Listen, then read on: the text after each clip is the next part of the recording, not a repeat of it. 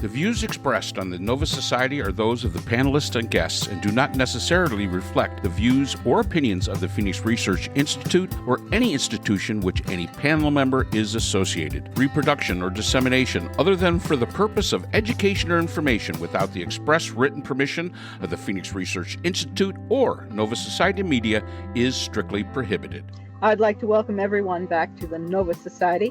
I'm your host, Dr. Brooklyn Ann Weldon, and I'm here with my panel, Dr. Scott Gershwer and Dr. Mark Bound. There is so much going on in the news today. We've been flooded with emails. We have any number of listener questions.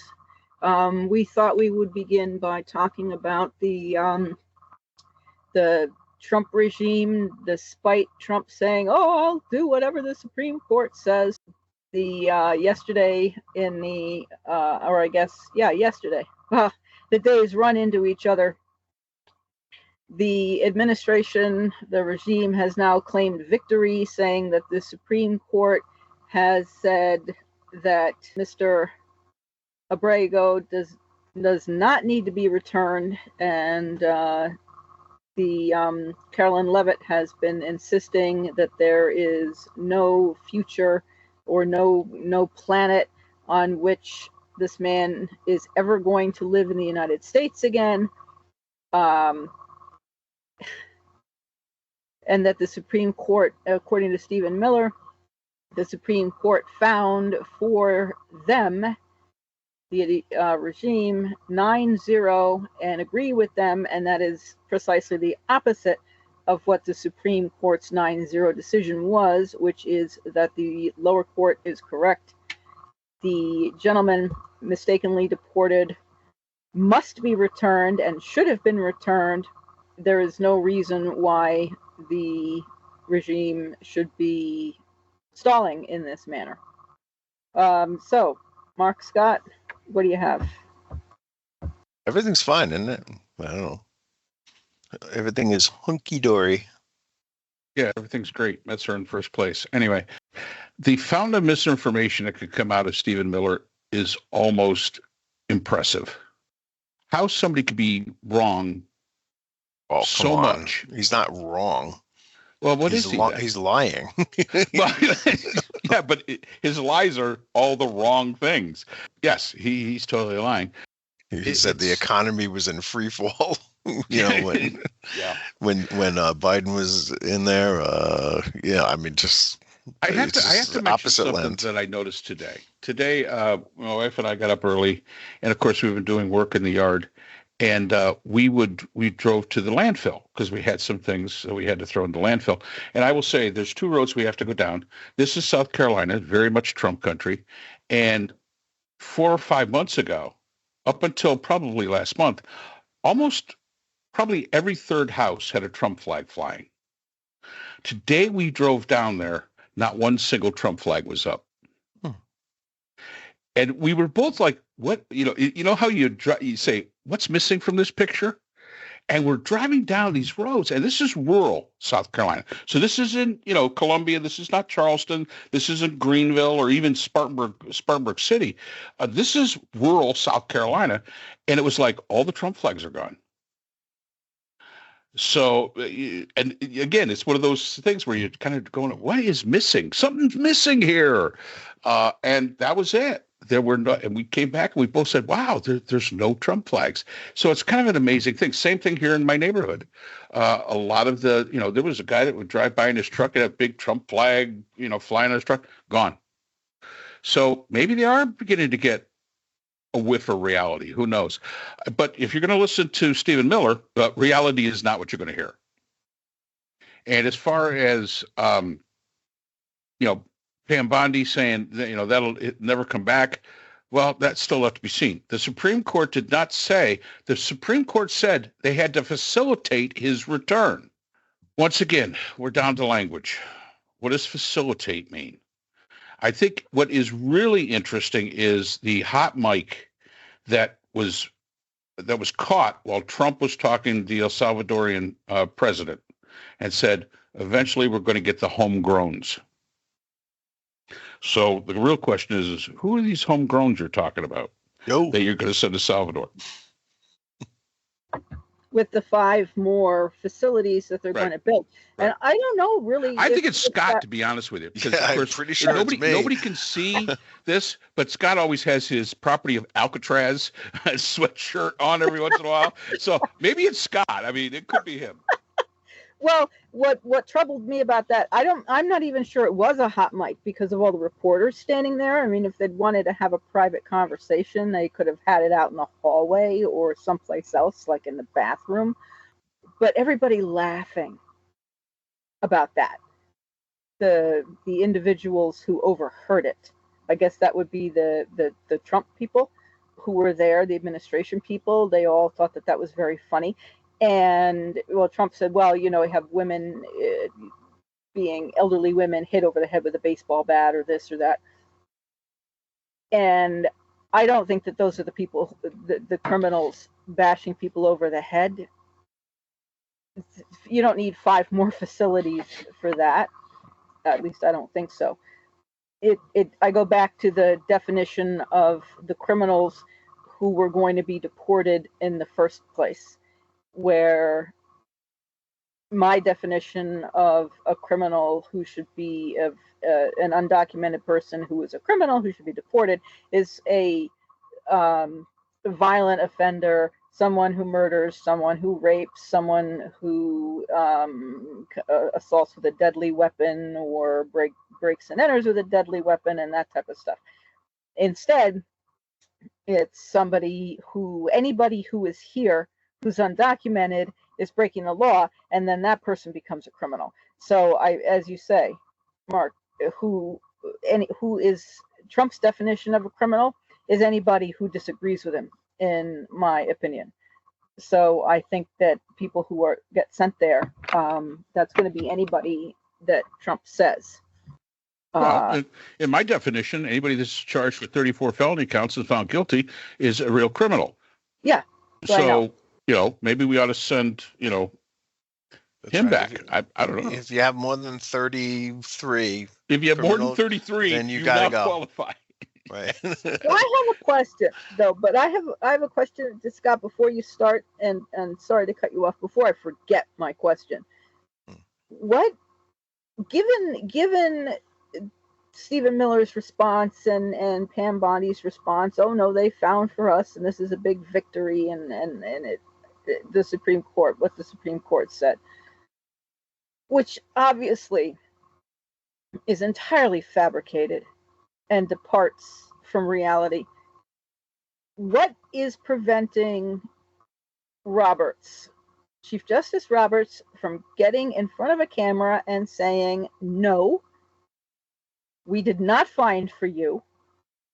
We said the lower court is correct. We said Kilmer Obrego Garcia must be returned. We want him back. I don't know if I got his name right. Is it Kilmer Garcia Obrego? In any event, I'm sorry if I have that wrong. I don't speak Spanish. The gentleman must be returned. You go get him now. Why is he not, Chief Justice Roberts, why is he not doing that? Scott, do you have any thoughts on that? Well, I mean, I think that the court is trying to maintain a level of dignity that that prevents them from getting into the mud with these guys on the Trump administration, and they're allowing this to go back to the judge down in DC, I guess it is, who's been dealing with it. What I kind of wondered was, like, I'm not a judge, but if I was a judge, I think I would say, okay, sir, to the lawyer Ensign, who's really arguing in such bad faith that you're going to prison for contempt of court, and you're going to get out when this guy is back on U.S. soil. And that's the way I would handle it, but that's obviously not the way that they want to handle it. And they actually gave themselves, I think, 2 weeks. So this guy is going to be rotting down there for another 2 weeks before they take any action at all. Why the Supreme Court just doesn't jump in, again, it's just speculation on my part, that they want to give this time to settle or something to happen, give them a chance to do the right thing, however you want to put it, before they have to get involved. Because, of course, we get into the situation of they don't have any troops in the Supreme Court.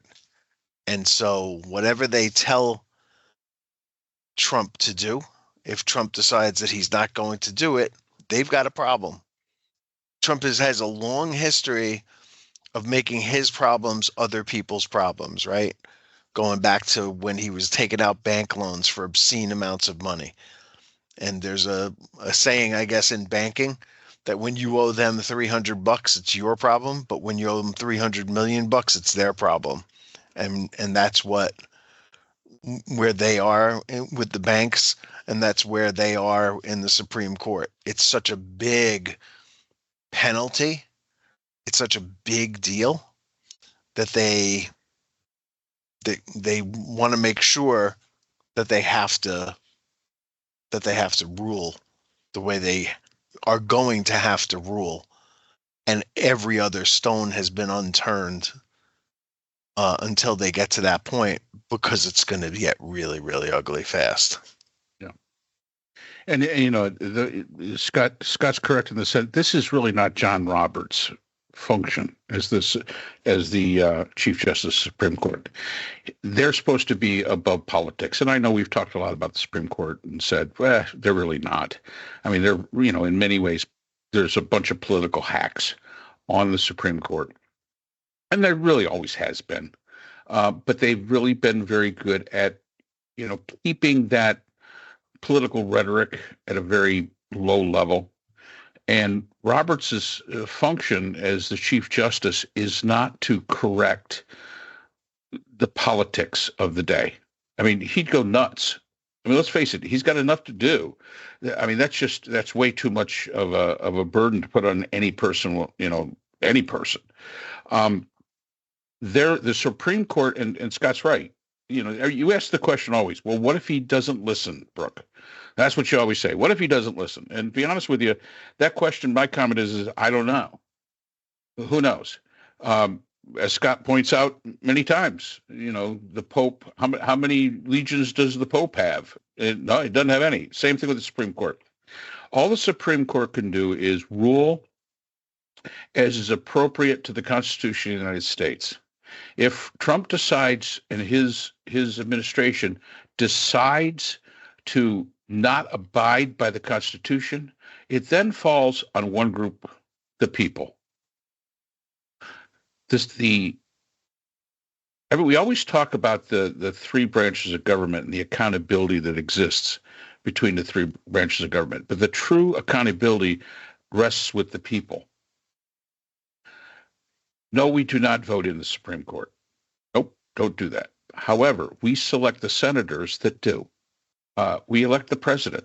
We elect the House of Representatives. And the real accountability comes there. So for all those people that sat out the 2024 election, shame on you. Don't whine. Don't cry. Shame on you. Because that was your opportunity to hold your government accountable. And that's always been the strength of the democracy of the United States. The government being we've had some really great presidents that got elected out because, a bunch of people didn't like them or didn't like this or didn't like that. We've had that before. We've had some really bad presidents get elected because people, believed and then only served one term. Okay. That's where the real accountability is. So, when we look at this thing with the Supreme Court rulings, the Supreme Court rules, and then it is upon the people of the United States, the electorate, to sit back and say, well, wait a minute, Supreme Court ruled, this is the Constitution. Yeah, that makes sense. Yeah, what the guy in the White House is doing is wrong. And then elect him out. or go to your congressman and say, you got to impeach his ass.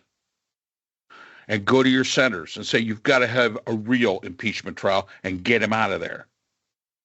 That's really what it's incumbent upon.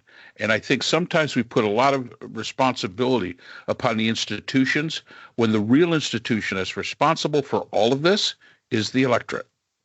You've gotten what you wanted, and now you don't like it. But yeah, I think I like Scott's answer of, well, I'm going to throw the lawyer into, contempt of court until he's back. Great idea. Probably not a legal thing. I don't know. Maybe he could do it. But what else are you going to do? At some you're point, left with some options. You're only left with so many options. What about the Democrats? They were saying, some of them were saying they were going to go down. I don't know if it's down. I guess flying down to El Salvador, but only if some Republican okayed it as an official visit. I forget what the name of the official visit is called. That's a photo op.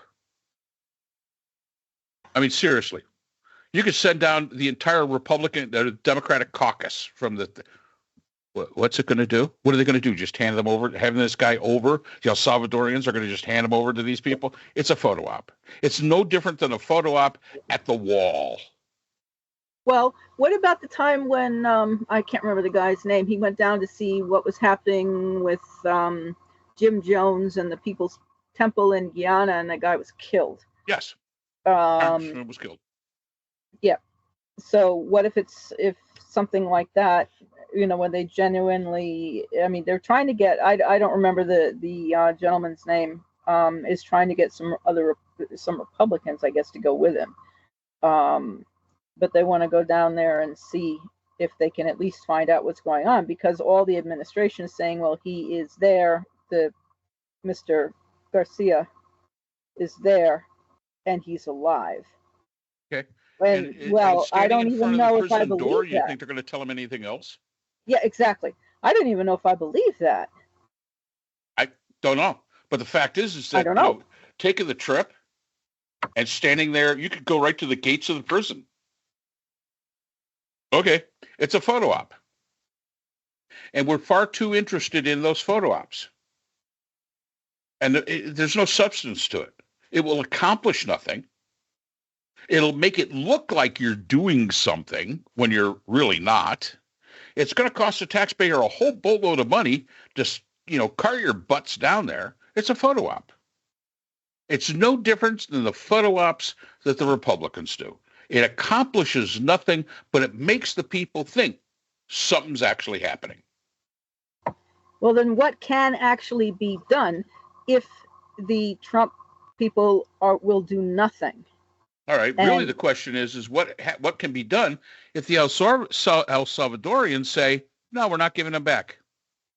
Yeah, and the Trump people are refusing to say to the dictator in El Salvador, just hand him over, because the guy, I'm sure, would, if the man is alive, if he were told to do so. I mean, it's not as though Trump has not negotiated with Putin successfully to have some Americans returned in a prison exchange. Yeah, but again, what's to stop anybody from the present administration calling down to El Salvador saying, listen, we're going to put in a show. We're going to say we want you to send him back. All we want you to say to us is no. Because you're a sovereign nation. Well, exactly. That's what happened on Sunday. Well, I mean, that's the kind of stuff that, again, it's all smoke and mirrors. Nothing is actually happening. But if the administration or the regime wanted him back, he would be back. And obviously they don't want him back. We don't know that.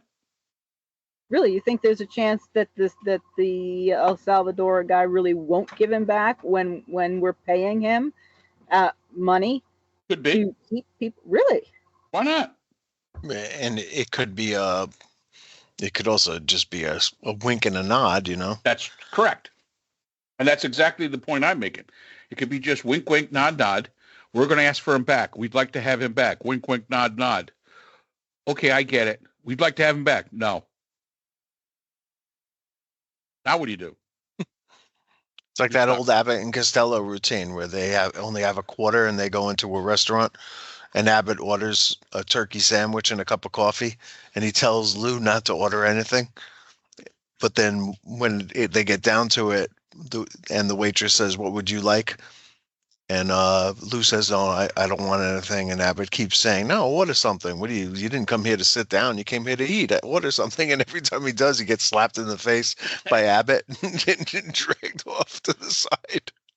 Yeah. I mean, this is, it's like you just insist on one thing to one audience and another to another. It's the MO that Trump has pursued at least since he lost the 2020 election, and he sent Sidney Powell and Rudy Giuliani around to yell on courtroom steps about fraud, voter fraud, and then they'd go inside the courtroom and say meekly to the judge, "Oh no, there's no fraud here. We have not found anything." And the judge says, "Okay, well, I'm dismissing the case," bangs the gavel, and they walk out onto the courtroom stretch and says, "We told them all about the fraud that we found in this election." They're doing exactly the same thing with this guy. Yep. They're going into court and they're saying, "Oh no, well, we're doing the best we can to get the guy back, but we just can't do it." But then they're telling the press openly, "No, we're not having this guy back. He's actually he is a gang member and he is, down there for good reason. He's not a U.S. citizen. Even if you brought him back, we'd arrest him again." Well, it's just, you just say so many different things to so many people. I read yesterday that they've actually had 9 prisoners that they got out of that place back here, but this guy's not one of them. And for whatever reason, they're digging their heels and making sure that he doesn't get home. Yep. So that's what we got with the Supreme Court, people being detained. I want to thank everyone for staying with us on the Nova Society as we, drag ourselves through. What has it been? How many days has this man been in office? Not even for what? 8,000 feels like. Yeah, I know. I feel like it's just. Anyway, thank you for being with us on the Nova Society. Do stay safe, and we'll see you again next time. The Nova Society is a production of Nova Society Media, a division of the Phoenix Research Institute. We'd like to thank our production partners, Buzzsprout, who hosts the Nova Society, Audacity, our editing partners, Apple iTunes, the largest source of podcasts and music on the internet, Spotify, the most popular platform for the Nova Society, and iHeartRadio, your source for all things music and podcasting. The Nova Society is available on all of these and other quality platforms listed in our description. We'd also like to thank all of our listeners. Without your support, the Nova Society would not be possible. If you have a question or a comment, we can be reached at nova.society.podcast@gmail.com. So for Dr. Brooklyn Ann Weldon, Dr. Priscilla Hobbs, Dr. Scott Gershwer, and all of us here at the Nova Society, I'm Dr. Mark Bound. Remember, the true power in society is knowledge. Thanks for listening, and we will see you again next time. We'd like to thank our sponsor for this episode, BH Conflict Resolution Services, a full-service dispute resolution firm offering expert and cost-effective mediation services to couples, groups, and businesses. BHCRS can be reached at www.bhcrs.com.